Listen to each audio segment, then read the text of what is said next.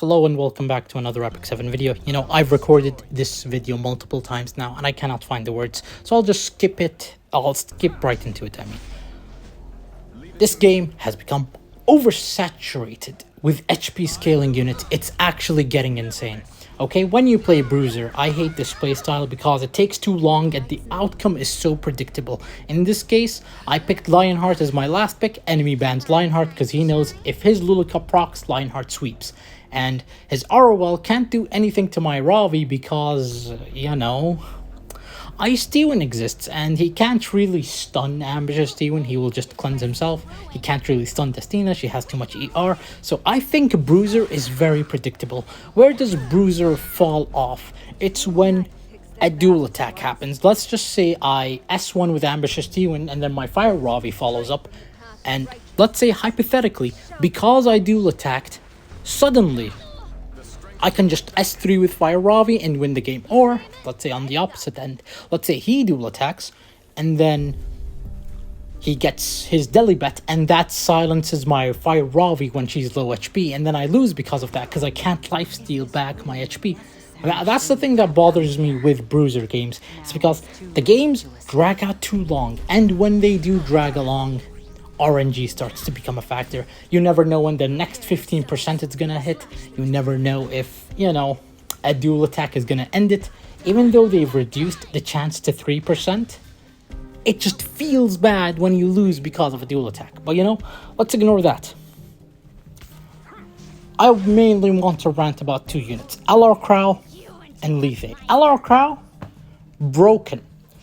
S3 that stacks up 100% penetration, 100% immunity. What cannot be said about this skill? Just AoE barriers with this S2, just infinite cooldown reduction, unlike Spirit Iceline, where she only reduces the cooldown by 1 turn based off how many die. So if 3 people die in 1 turn, it's still a 1 turn decrease. But no, with LR Crow, it's just infinite. I don't know why. And of course, they give him a speed buff so that he can keep repeatedly spamming the S3 whenever it's up. But forget LR Crow for a second. Let's talk about Lethe. Have they not learned from Hua Young? Hua Young's old problem is 15% CR S1, combined with the fact that her S3 one-shots anything and everything. Even if it's an Ice Knight, it would one-shot, and if she really missed the one-shot, the Uberius would finish it. The thing that made S3 so problematic on Hua Young is that it was a 100% penetration, and then the increased damage scales off the difference in HP. Notice, 100% penetration, then it increases damage. So no matter what, if you're squishy, you've already been 100% penetrated, so you die. And if you're a tank, you are already 100% penetrated, but the damage scales off the difference, so what's the point? No matter what, you're dead because it's a 100% penetration. So come Lethe. S1 has a speed buff, which is the same equivalent to Hua Young's 15% CR push. The S3 cooldown, I couldn't care less. Actually, I do care because it has Frostbite. It removes damage share.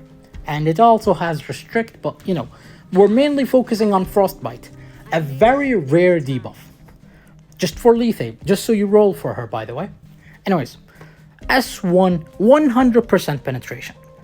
Deals damage based off health. If it was attack, I wouldn't mind. But no, by making it scale off health, you're telling me a guy can build a 250 speed Lethe, 30k HP, doesn't care. Why should he build crit chance, crit damage? Why should he build defense? Actually, you could build defense, but you want more HP compared to defense. Why build effectiveness? Why build effect resistance? Of course, you do see some Lethes with effectiveness, so they can land the restrict and strip and everything. But that's the thing. All she needs is 3 attacks. Her first soul burn is free, whereas most units need a whopping 20 soul to soul burn and get an extra turn. So you're telling me all it takes is 3 hits for Lethe to just one-shot kill you. And then they gave her a free soul burn anyways. Are you out of your mind? Even against Earth units, sometimes a Lethe will just straight up one-shot and heal her team. You see, not only does she apply Extinction, which is anti-Destina, or anti-revive in general, it's just, why does it heal? Why does it do so much? But no, that's the thing. Because she already S3'd, all she needs is 2 hits on another enemy, and it's GG's. God forbid the enemy picks Izeria with her, you know? He just soul burns S3, then S1s. Izeria does the S2, and then, you know, she does S3. Now Now Leaf A only has to S1 once and she will kill literally everything on the field. It's so bad. I don't understand Smilegate. What's the goal of their balancing? Anyways, next argument, or next thing on my chest. Power creep is insane. Can you guess when was the best time I used Pavel? Literally when I built him. Ever since, it's been downhill. Even though his gear has improved Even though his gear has improved over time, it feels like he's become worse. Same thing with Fire Cowrick. The best time to use him was when he was buffed. The best time to use X unit was when they were released. You simply cannot play shit in this game, okay? And this is how oversaturated RTA has become. You never see a Jacko without a Pira Zeo. You never, and I swear to you, you will actually, I don't want to swear, but majority of the time, whenever I see a Ron Zahak, it's always followed up by a Sid. You know, you will never see Ahmed without her Kisei. It's like, it's so annoying how frequently it happens.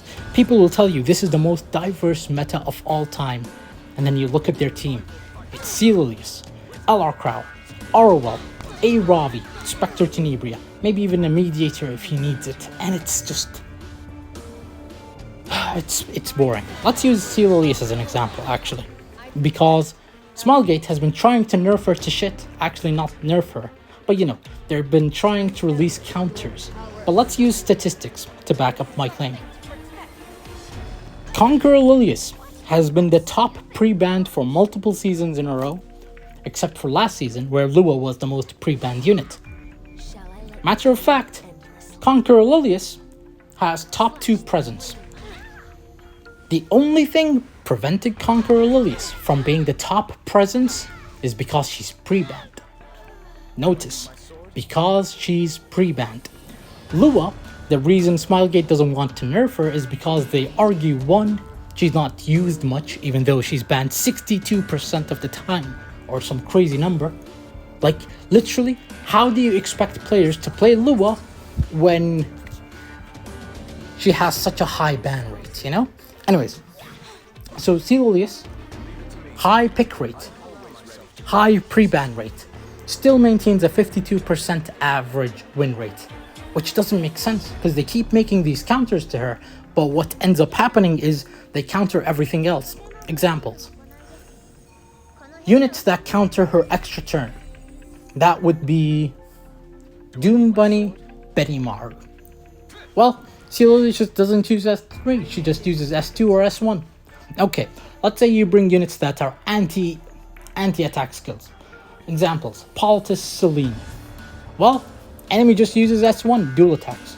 Okay, let's say you bring anti-dual attack. In this case, it's only Lionheart Termia, and please do not pretend like Hassel is a real unit. She's not. Maybe against a Violet, but she's just not a real thing against Celius.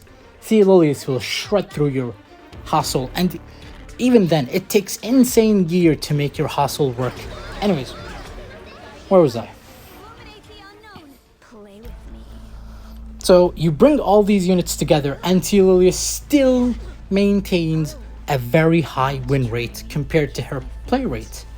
And yeah, it's so sad, isn't it? Because whenever they release anti-extra turn units, what ends up happening is they fail to power creep Celius, but they power creep every other extra turn unit. When they release anti-non-attack skills, they end up power creeping 80% of the non-attack skill units, and the top 20%, the ones they've been trying to, you know, take power from, are still more relevant than ever. You know, it's kind of insane. the video is about to end anyways. I didn't want to prolong it since it's just a rant. I've been trying to use Eufine in RTA, not really working out. Been trying to use Injury, Lilibet, also not working out. And it's got me frustrated. Like, you try all these funny builds and then they just don't work. Which I understand. The higher you go, the more meta you have to do. Or the more meta units you have to pick. And it's just so sad. It's so sad. I'll just show you the Lilibet build. And funny statistic. Apparently last season was the least amount of Epic 7 RTA players ever. So I really hope Smilegate changes something preseason. Because the previous preseason compared to this season, they literally changed nothing. They didn't experiment with jack shit. It's literally the same exact game. And it's just bothering me. Like, why bother? Thank you for watching. See you next time.